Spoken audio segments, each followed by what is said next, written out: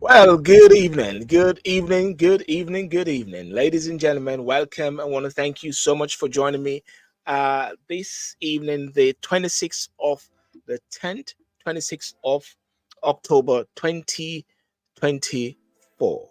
And welcome to Talk and Sip. Welcome to those who are joining me on YouTube, the primary site. Welcome to those joining me on Instagram, TikTok, and Facebook as well. Um, you know, what am I drinking today? Let me start about what am I drinking today. Um, I've got this thing here. I keep seeing it all the while. Sorrel. It is Sorrel DNG Red Stripe. Sorrel DNG Red Stripe. Sorrel DNG Red Stripe. Now you can tell me what you're drinking tonight. Am I promoting it? Yeah, I might as well promote it. It's Jamaica. I've got my Jamaican badge here as well. So, you know, is there any reparation in that because it's here in the UK? I don't know. What can I say? And of course, I'll have some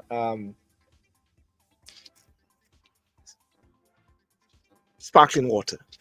Sparkling water. Uh, yeah, yeah. I got it. I got it today in what's the place called? I got it today in Lewisham in Catford actually. There's a shop called Fresh from Yard. Let me big up Steve. Yeah, Fresh from Yard in Catford. Fresh from Yard. I always go there and get some nice buns. They get their things. They got Captain. Got even some bullers. You know what I mean? They even got some bullers. It's Fresh from Yard and stuff like that. Great shop. Very small, but at they turn over um, a lot of things. They turn over a lot of things. So it's really good. You know. Yeah, and the fantastic thing is that in the UK here, and I was in a shop the other day, we're getting some orange, and there was a Jamaican guy, and of course, my daughter always said to me, "Daddy, please, when you go, don't say hi to everybody, don't talk to everybody," because I'm always saying hi to everybody, you know what I mean? So you know, even when I'm driving past the barber shop, and I blow them on and say, "Yo, yo, yo, yo, yo, I'll go on star," you know what I'm trying to say? A couple of the guys are from Old Tourists, you know. And so it's nice to sort of have good camaraderie with fellow Jamaicans here in the UK. So yes, so that is what I'm drinking today, and it'd be great to find out as well what you are drinking. You can tell me what you're drinking today. That would be fantastic. Well, anyhow, without further ado, uh, tonight I'm going to be having Mr. Bert Samuels at 4:30 um, Jamaica time, 10:30 UK time. And remember, the time goes back later today. Um, and it's going to be the discussion on is there a case for reparations? There's a big discussion which is happening now about reparations with Samoa, and the heads of government want to bring it on the agenda. The UK say we're not for reparation, you know, and so that has been something there, which is very interesting and very important. And tonight I want to talk about setting the case. What's the case for reparations? You know, some say it's not, some say yes. And but also tomorrow night, I just want to say tomorrow night I've got three guests at 8 o'clock. Dr. Um, Carlton Brown, Professor Les Henry, and PR guru Nicole Millington, talking about the Black history, the race paradox. Why organizations fail on race. Sunday, 27th of October at 8 p.m. UK time. I believe that the good thing that I have on my topic there is Black history, not Black History Month. Because when you say Black History Month, you feel constrained and you feel like you're confined to within this 28, 31 days. But I say Black history to take it beyond that. And then I'm hoping to have Dr. Les Henry by himself at some point to discuss that. I was supposed to have also Mr. Stephen Golden the other day, but there was an issue regarding Wi-Fi where he was based, so we never had to have him on that Thursday night. But I'm going to have a special discussion with him and about Black history as much as possible. So yeah, so they're interesting topics that I want to really discuss, because at times, sometimes there's so many sound bites, and I'd like someone to go up to the replay for these discussions, for this show. Go to the replay, and when they go to the replay, they will get some juice, get some real meat, get some real substance, something that can empower their minds as well. And therefore, that's one of the reasons why I want to set the stage, especially on a time like this. So without further ado, let me just start the show.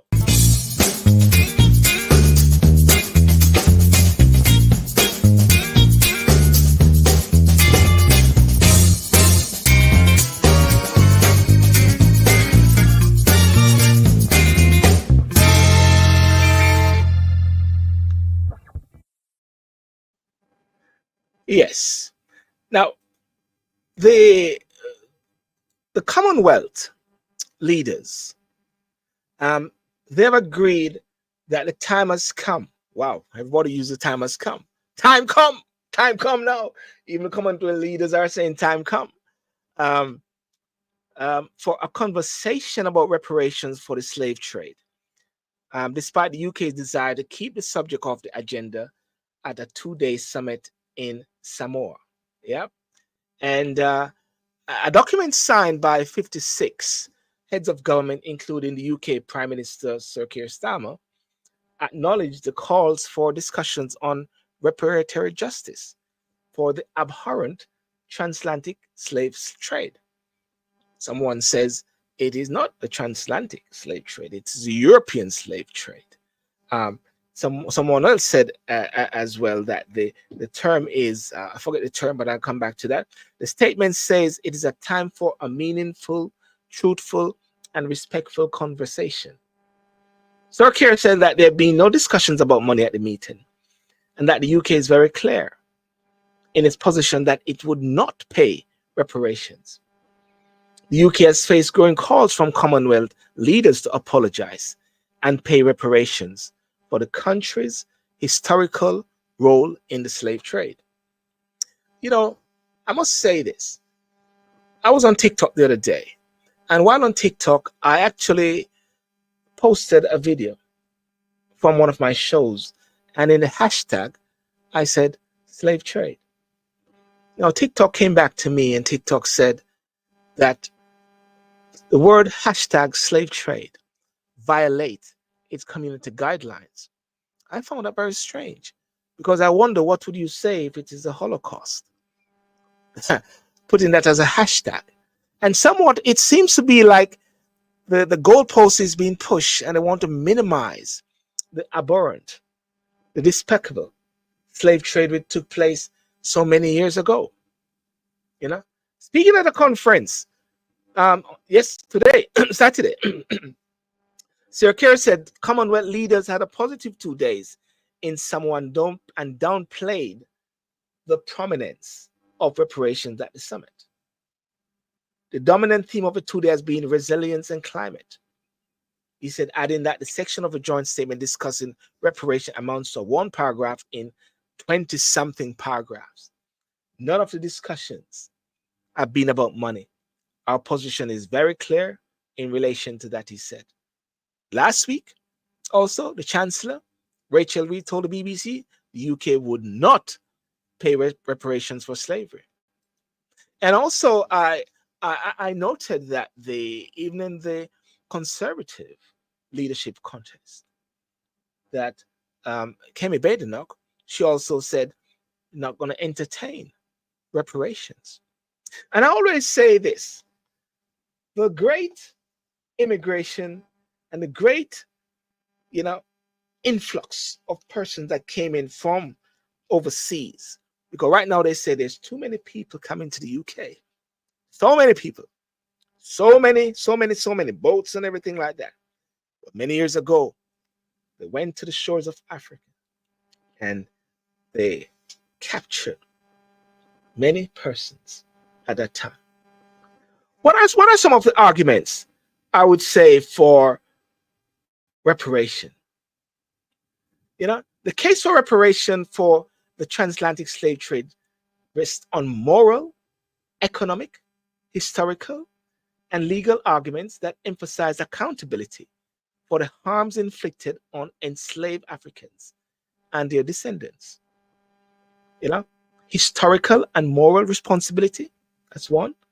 The transatlantic slave trade forcibly removed over 12 million Africans from their homes between the 16th and 19th centuries, in addition to the unimaginable suffering caused by enslavement. Millions lost their lives during the brutal Middle Passage. The legacy of these events lives on. You know, with descendants of enslaved people often experience economic disadvantages, social inequalities, and discrimination. I was listening to a video earlier today, and what it says that reparations were made to many when they abolished slave trade.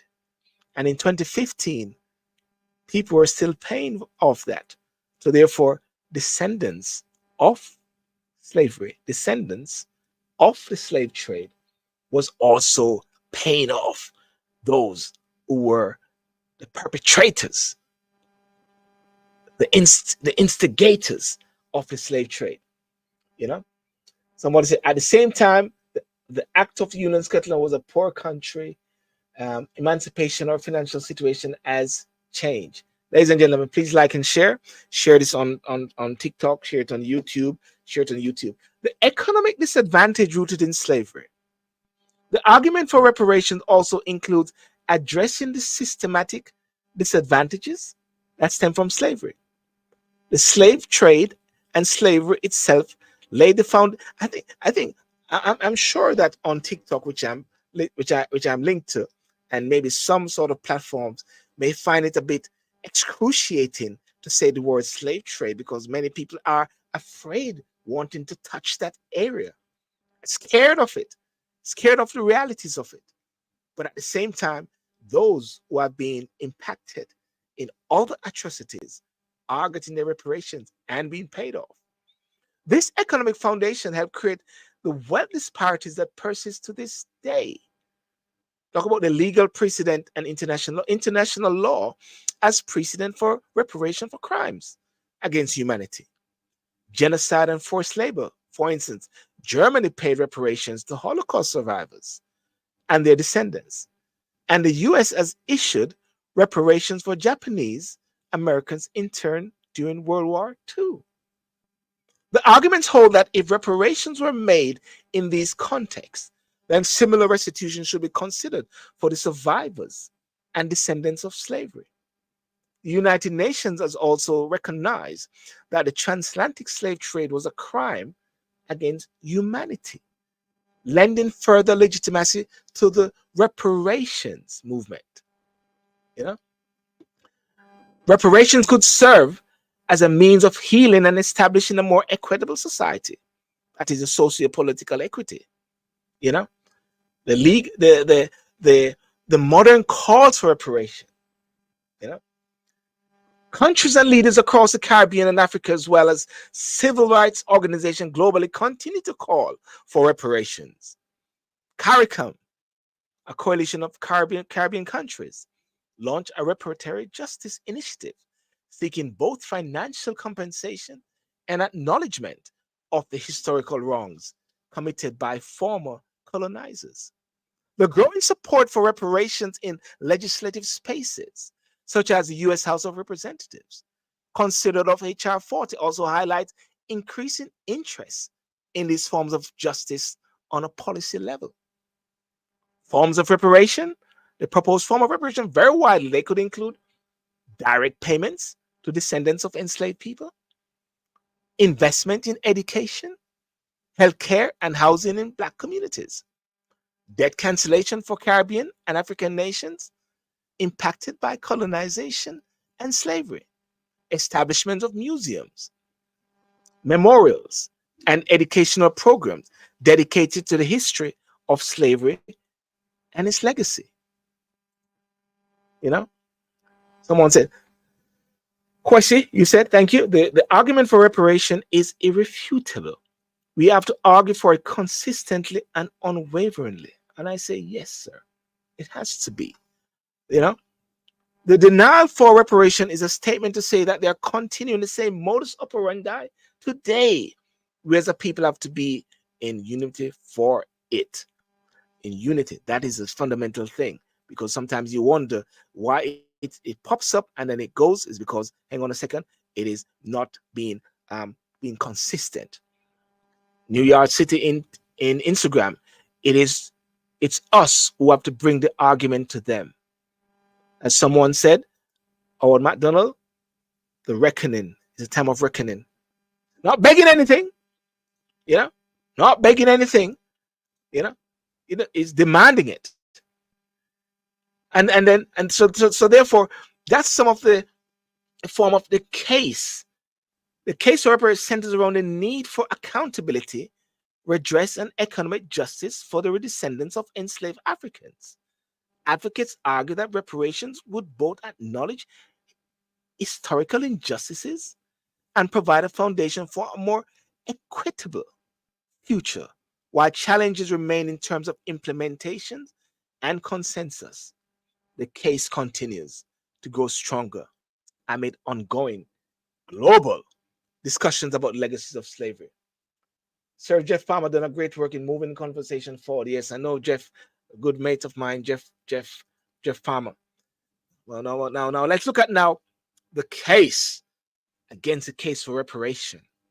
You know, the case against for reparations for the transatlantic slave trade typically involves argument about practicality, legal concerns, historical limitations, and the potential impact on contemporary society. Here's an overview of the key points often raised against reparations. Ladies and gentlemen, I'm having, what should I say, um, sorrel, and I invite you as well to have something on me, have a drink on myself. Talking sip Saturday night. Why do you say talking sip? Serious night at the same time, but we have serious drink. Ladies and gentlemen, cheers, cheers, cheers, cheers.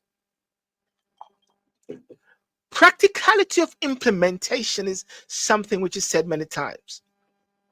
One of the primary arguments against reparation is they said it's a difficulty of practical implementation. Critics argue that tracing direct descendants of enslaved individuals is challenging, and distinguishing between those who are directly impacted by slavery and those who are not can be complex. Determining who would be eligible, how much they would receive, and how such payments would be administered would require extensive bureaucratic resources. Let's talk about the legal and temporal limitation. These, I'm just setting out some of the cases that they've said against it. Some argue that because slavery was abolished over 150 years ago, the statute of limitations, both legally and morally, has passed. Reparation typically required direct causation and accountability. Yet most individuals, companies, or governments directly involved in the transatlantic slave trade no longer exist. You know, but at the same time, those who benefit no longer exist. But the descendants are benefiting directly. And they have shown the fact that they have benefited. That some even descendants of the slave trade families are actually apologizing. Some of them are actually wanting to make restitution and reparation directly. Some of the families.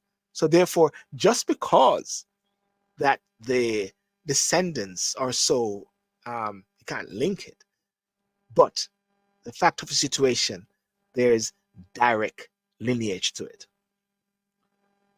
This creates a legal challenge in assigning responsibility. Some critics argue that current generation should not be held, it's accountable for actions that occurred in the distant past, as they don't know direct rule in them. Economic concerns. Many opponents of reparation express concerns about the financial burden on taxpayers or national economies. Alternative methods address is the inequality. Some believe that efforts to reduce racial and economic inequality should focus on initiatives that benefit society, such as a whole, as investment in education, healthcare, housing, job creation. These programs create, critics argue, would address the root causes of inequality. Potential for social division, it is said. Another common argument is that reparation could exacerbate such divisions. Critics worry that focusing on reparations might create resentment among groups that do not qualify, potentially deepening racial and ethnic divides. Some fear that reparation could lead to polarization and a perception of injustice among those who feel that they are unfairly paying for the sins of past generations. Talk about the moral and physical objections. They talk about that. Some argue that reparations are unnecessary or morally problematic, suggesting that current generation bear limited responsibility for the distant past. Historic precedents and comparisons. While reparations have been awarded in contexts such as the Holocaust, survivors and Japanese Americans, you know, critics argue that these cases suffer um, significant the risk of setting precedent. Opponents worry that reparations for the transatlantic slave trade could set a complex global precedent. Some fear that this might lead to additional claims for reparation from other groups impacted by colonialism, war, or discrimination. So it is said that the case against reparation for the transatlantic slave trade rests on arguments about the difficulty of implementation, you know, legal and financial concerns, and the potential for social division. Critics often advocate for alternate policies aimed at addressing inequality in a way they believe would be more inclusive, practical, and unifying for society. These opposing arguments reflect concerns about justice, fairness, and practicality, offering a counterpart to the advocacy for reparation. Now, I put it to you as to what is your position and what do you say about this? Let me just hear what Quasi said. Shocking that the British taxpayers only finished paying compensation for the loss of enslaved Africans in 2015. I came here in 1992. So guess what? All the way from Jamaica, came to the UK. Four parents were descendants of slavery, and I was part of paying through my taxes money to the perpetrators of slavery, those who got compensation, those who got reparations for actually in the abolishment of slavery. You know, Quasi, you said again, we see government reversing historical crime which occurred over 100 years, so they do it when it suits them. The pressure has got to be on. Years ago I used to say I have nothing about reparation. You know, I'm not going to wait for these guys to give over something or so like that. I'm not going to beg or wait for anything. Let's want it.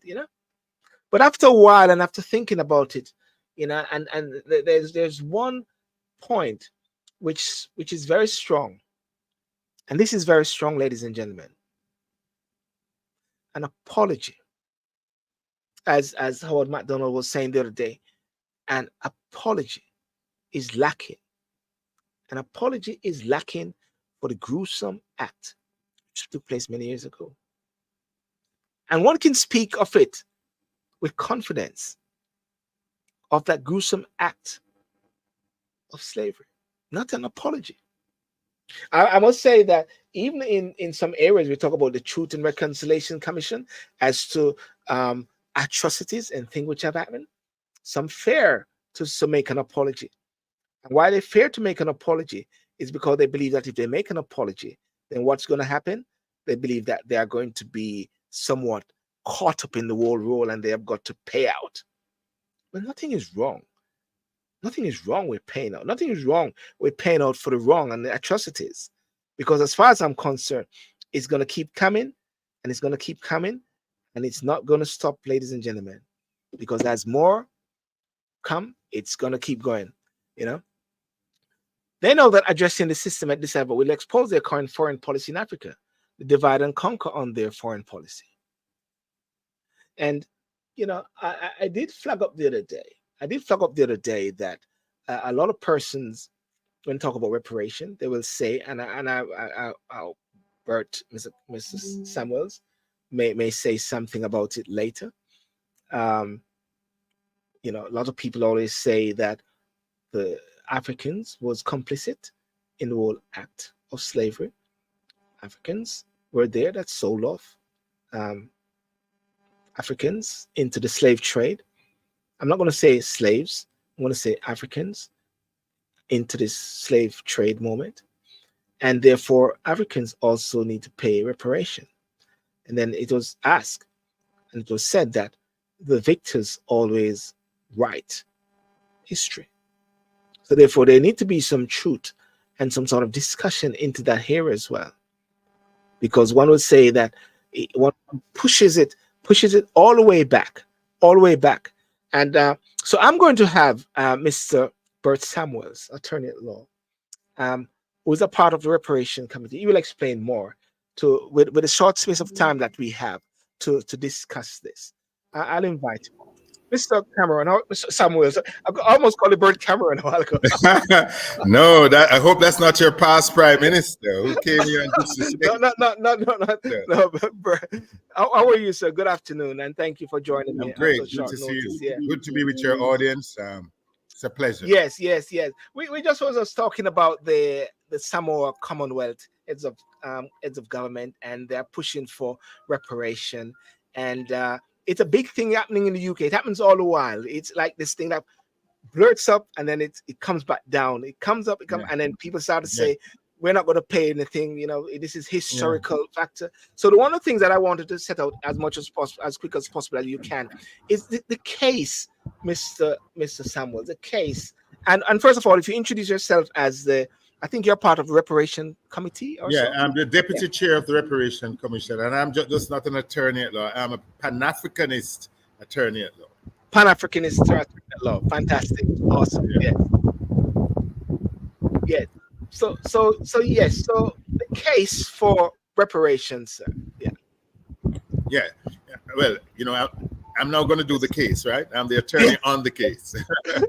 So I say to the British government, this is our case. In 1838, your parliament voted from taxpayers' money in England that £20 million must be paid to the English-speaking Caribbean territories. You voted, your parliament voted for that. It became a burden on the taxpayers in England, and it was paid off in 2015, 9 years ago. That means that a lot of the Windrush generations who worked in England from the 50s into 2015, that is over 65 years, they helped to pay the enslavers, planters, the £20 million. That money was finished. It came off the budget in 2015. That's how horrible that £20 million was. And so what they said, listen, you're losing your enslaved people and you have lost your property. That is us, human beings. And this is the compensation so that slavery will come to an end. And let me just put in here that slavery didn't come to an end because of Wilberforce and the conscience of English people. It came to an end because people like Samuel Sharp, a year and a half before slavery was abolished, had threatened the plantocracy, and the machetes were wielding at them. So it wasn't working. Eric Williams says it's not the goodness, it's just slavery was not working as a capitalist endeavor. Yes. So the demand is, we want reparations because you left us out of the compensation. We should be the ones getting the compensation, not the planters, because they got our free labor for 400 years.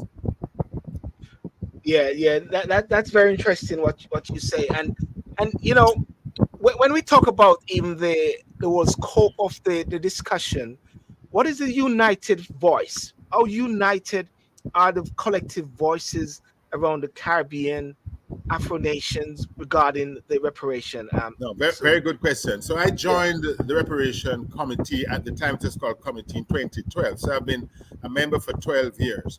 When we just started, there were articles being written in the newspaper ridiculing us that it's a pipe dream, it's just a dream, slavery has been over how long, and all of that was said. Now, today, we're saying in 2024, the Black Lives Matter was the last catalyst that pushed in the forefront reparations. Yes. And it worked upon the conscience of the world, how Black people globally were being treated. And therefore, you would learn that in 3 years ago, I was invited to be one of the commissioners after the George Floyd murder by the police to look into racism in America. And what came out, that reparations came on the front burner. So you ask me, how united are the voices? The young people in Jamaica are sensitized about it, and we have global support for it. Remember, the heirs of enslavers, about 8 families have already come to Jamaica to say, listen, we benefited, our ancestors were enslavers, we want to apologize, and we want to pay reparations. So the conscience of those people are now coming to the fore. Now that's very interesting, because one of the arguments against it, what I mentioned earlier, was critics argue that tracing direct descendants of enslaved individuals is challenging, and distinguishing between those who are directly impacted by slavery. But the key thing is that what you just said a while ago is that the beneficiaries of slavery they're coming out. They're feeling it. They're saying, they're coming out. And yes, that's it. Yeah, they're saying that we owe this money, our consciences. And don't forget that part of the reparation movement is to repatriation of artifacts. So that one is a very tangible one. Now, in the Carpenter's Mountain in Clarendon, the British found some Taíno gods. They are sculpted wood images of who the Taínos, who they diminished between themselves and the Spanish, caused genocide of those people. They took that wooden carving, which is some 4 centuries old, and placed it in their museum, the British Museum, have tourism centered around the British Museum, have earned so much from these artifacts, which belong to people that they have created genocide for, and many artifacts out of Africa. So there has been a move, and some universities are returning these artifacts. That's part of the reparatory justice, because these are stolen items. The British Museum has more stolen items than any other in the world. They go to India and took gold and use the gold to make the crowns and badges out of India and put it in the royal, closet. So we're saying that reparations is the return of these artifacts as one of the most tangible ways of settling it. And don't forget that Rastafari, now you have to, Rastafarians in Jamaica asked for repatriation. Rastafarians said, you brought us here, take us back and resettle us back in Africa. So we mustn't forget that one of the first reparation fighters in Jamaica is the Rastafarian group. Yes.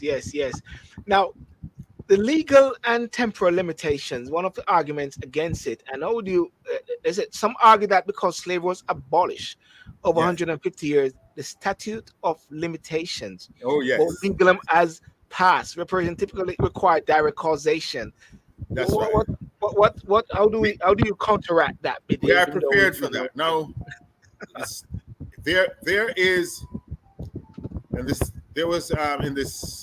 has been a declaration, which is the Rome Declaration, that slavery was a crime against humanity. So it was a criminal act.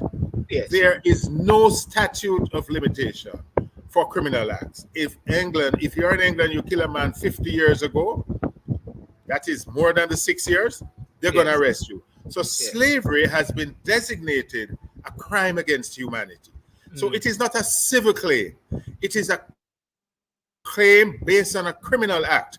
Another thing they said, that slavery, do you believe that the British have argued that slavery was legal in the Caribbean? So in one place of the empire, the British Empire, a certain activity is legal. Yes. But in England itself, it is illegal. But it is one British Empire. Yes. Can't have one foot in and one foot out. This is one thing, you know. Right.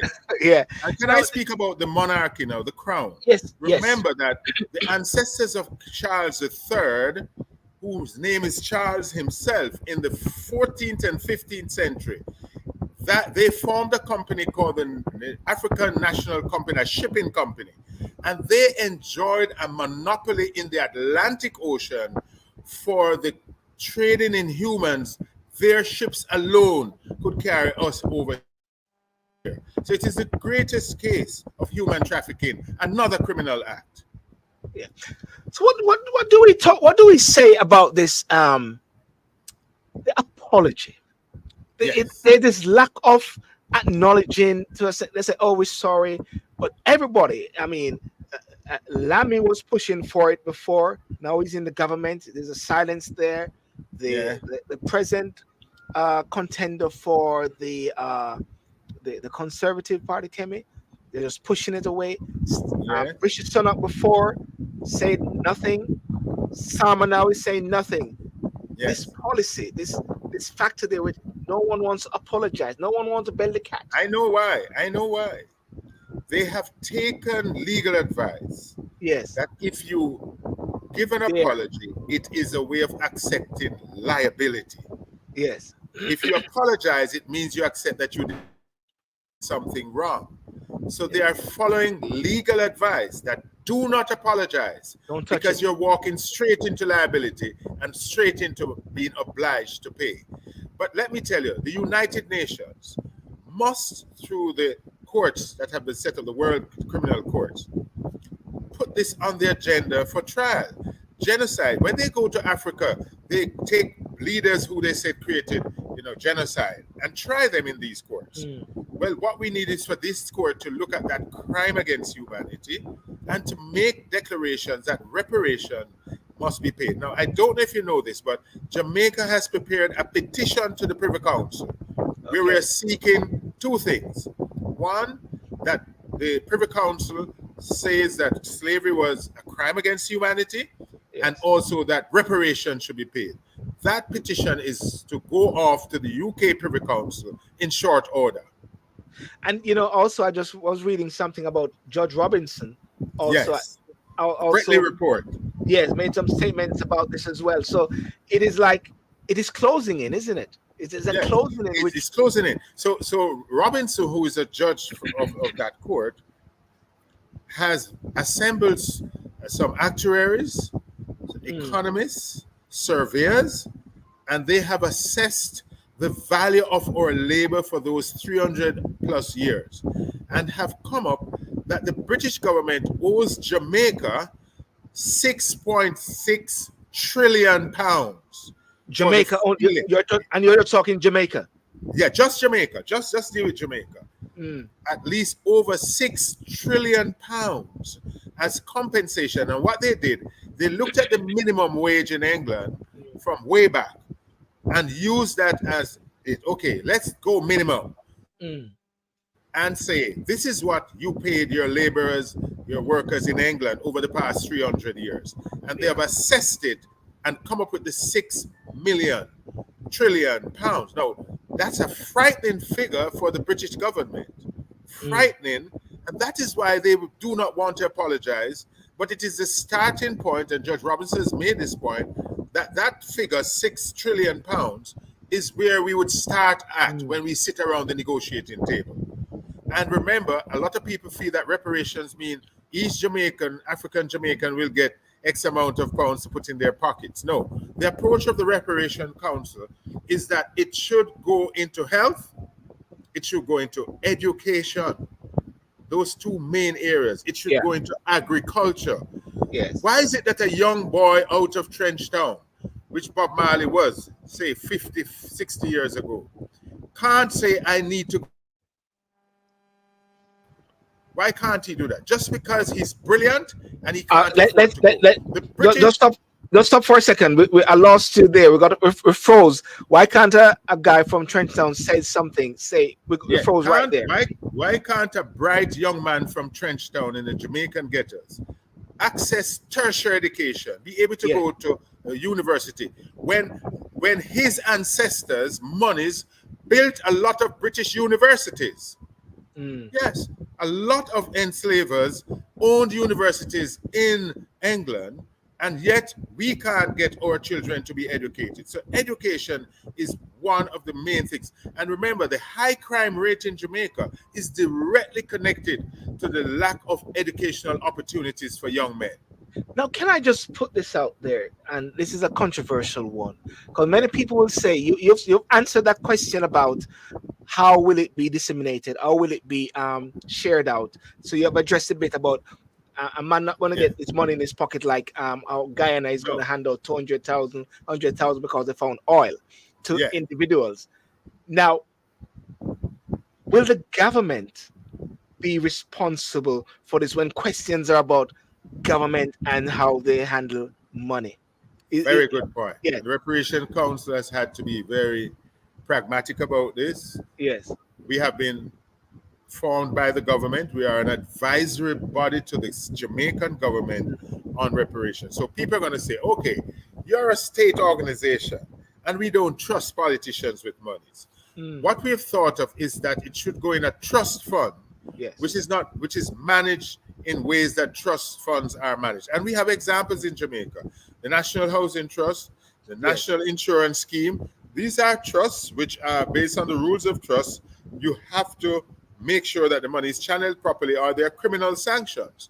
So yes, it would have to be trustees appointed of dignified people to manage these funds. Yes, because it is very important that the position to receive is there.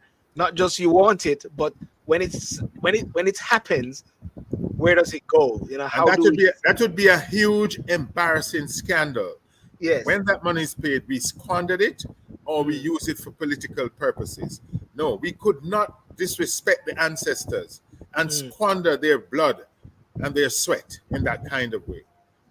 Don't you think that with the high level of people in the diaspora in the UK, USA should be playing a fundamental role in this at the same time, not just coming out from Jamaica, not just coming out from the Commonwealth head of government, but me in the Yeah. UK should be playing a strong Yeah. role. How can the people then in the diaspora play? I have my ideas, but what do you say? How can they play a fundamental role in Yes, in and, and, pressure? and we, yes, the Minister of Culture, Honorable Babsy Grange, sent myself, Tony Gifford, and Vereen Shefford, Professor, for a sensitization to the English population in 2017.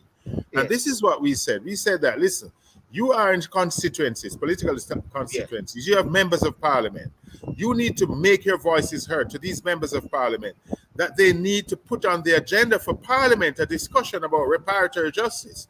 Don't give them your votes, African Jamaicans.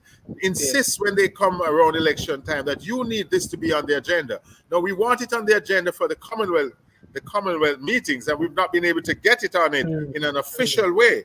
So you ask what the diaspora can do? That's what they can do. Lobby, because you are in the belly of the whale. You are there. And remember, You mean when I was in Waterloo today and I spoke to you, I'm in the belly of the whale. Yes. What is happening is that you may have paid taxes up to 2015 yourself. Yes. May I tell you that some of those taxes were to pay back the planters who enslaved your ancestors. That's a tragedy. The Windrush generation funding the payment to the enslaved slavers and nothing to the enslaved. No, I agree with you a bit about the approaching it from a constituency level, because that is where I was saying, because many years ago, when we were talking about even the airport passenger duty tax, which I was involved with, we drafted some sort of letters that persons put pressure right to their MPs and get their MPs to actually bring it up in Parliament. And I believe on this particular case, Sir Samuels, I believe there need to be some sort of draft.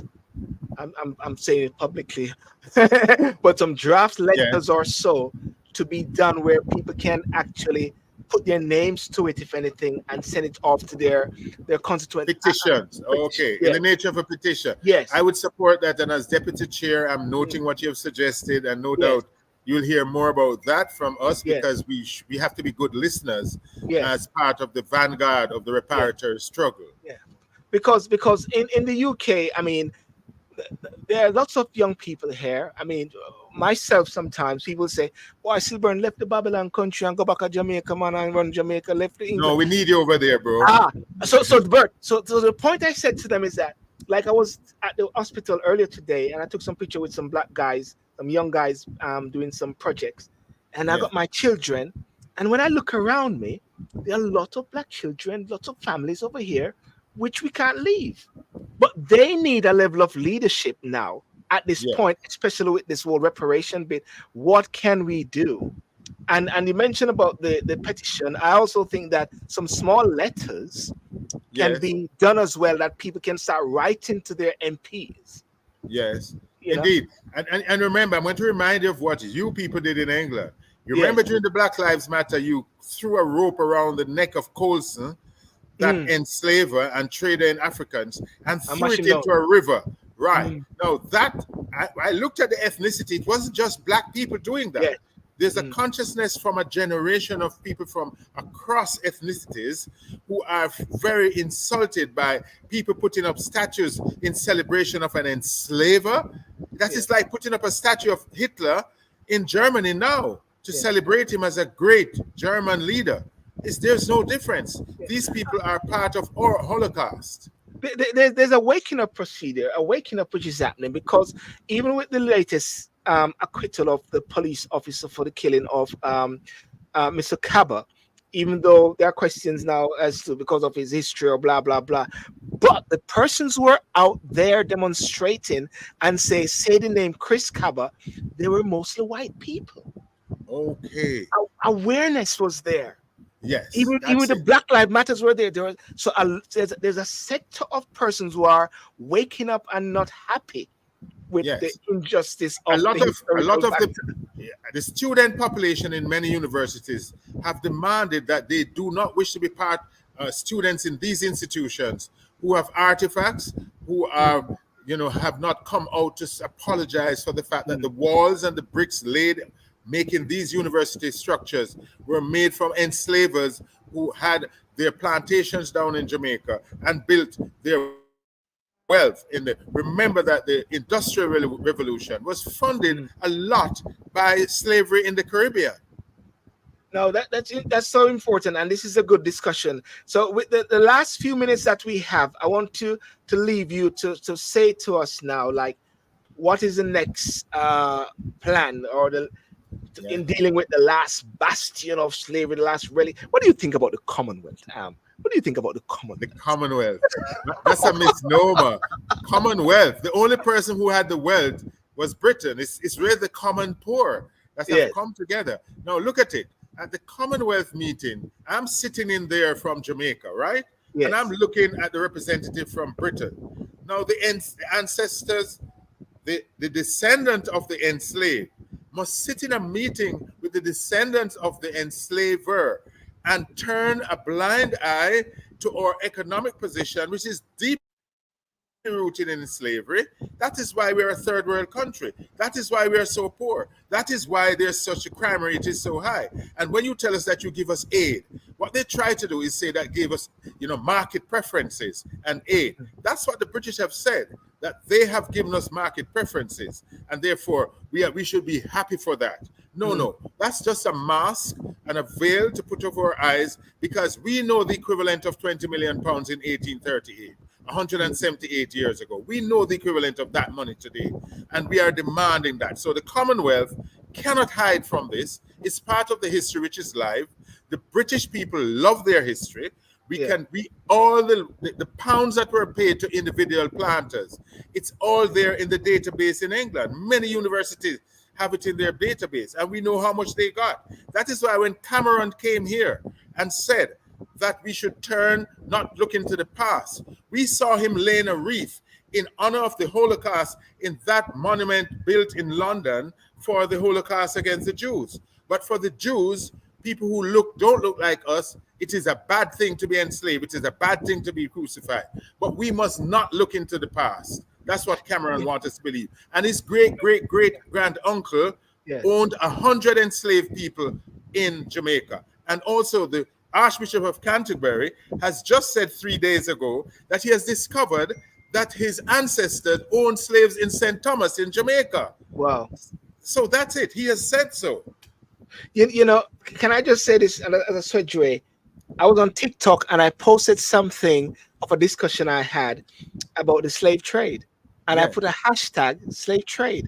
TikTok actually called me out and said I violated community guidelines by using the hashtag slave trade. And I said, hang on a second, what if I put Holocaust? Yes. See, this is what they're trying to do? They're trying to Yes. shut it Yes. down. Shut it down. Shut it No, down. that's a very good example. So the Holocaust, for whom people have been given reparations, remember the Jews who suffered, they have been in some way compensated.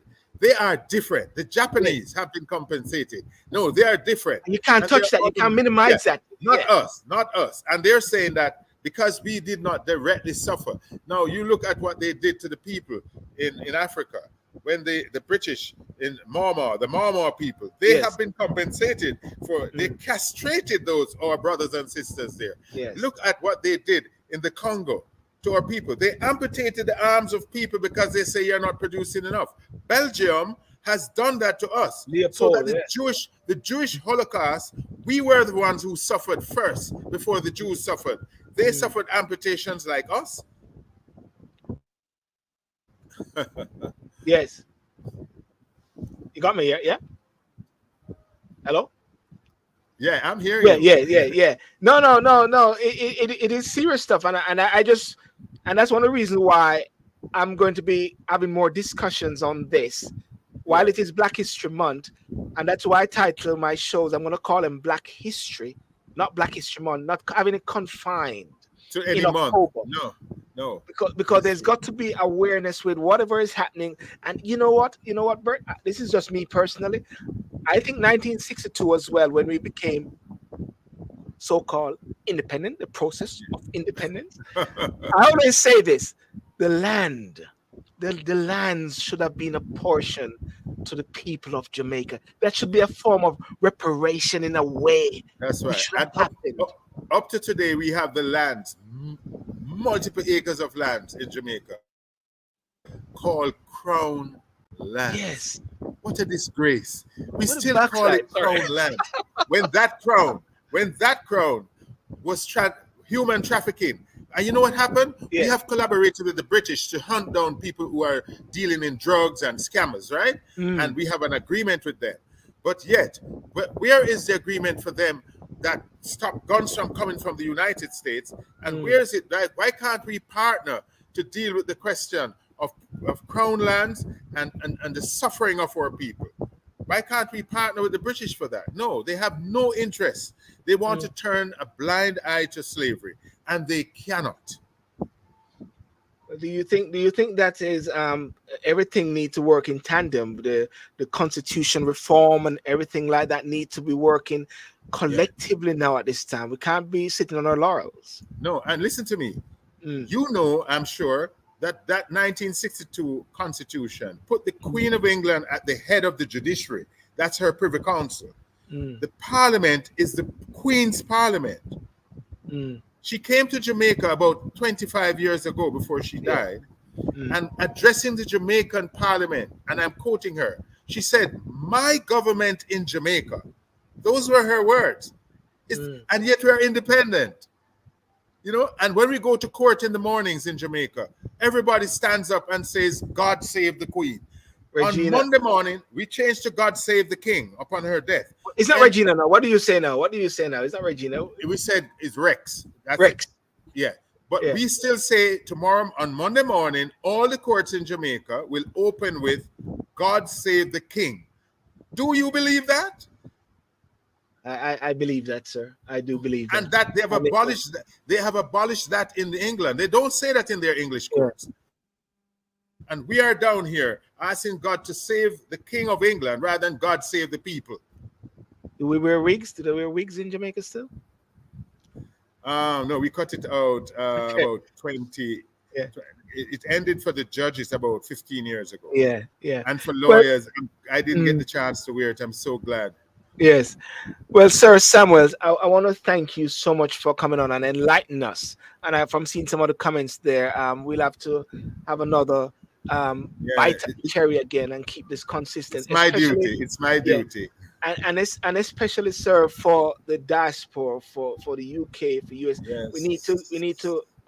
My job also is to educate our people here as to That's how right. we can be. My brother Yeah, went to England on his birth certificate only in 1961. yeah. Now, if you want to go to England, you have to apply for a visa for multiple dollars, and you may or may not get it. After the wars were finished and they use our grandparents, they have no more use for us. We have to use a visa to get there now. So you need to get a visa to see your king, to see your. Yes. And if you have a case in the Privy Council, the lawyer has to get a visa and the client has to get a visa to go to the final court in London. Hmm, hmm, hmm. Crazy. Thank you so much. Schizophrenic. It's so Yeah, schizophrenic. yeah. Thank One you for minute. having me. Thank you Yeah, for one having me. minute. Any last words, sir, before you go? I just want to say that, yes, remember when we were under those guango trees in Jamaica 300 years ago and thought that slavery would not end, and it took maybe 2, 3, 4 centuries? We know that reparation will come. It Hmm. will come It because we shall come. believe in the betterment of good over evil. Thank you. Thank you very much, sir. Sir Bert Samuels, thank you so much for My coming. pleasure, and I much thanks for appreciate having it. me. Thank you, sir. Okay, All the best. Bye bye. Bye bye. take care. Well, ladies and gentlemen, that was a very interesting discussion with Mr.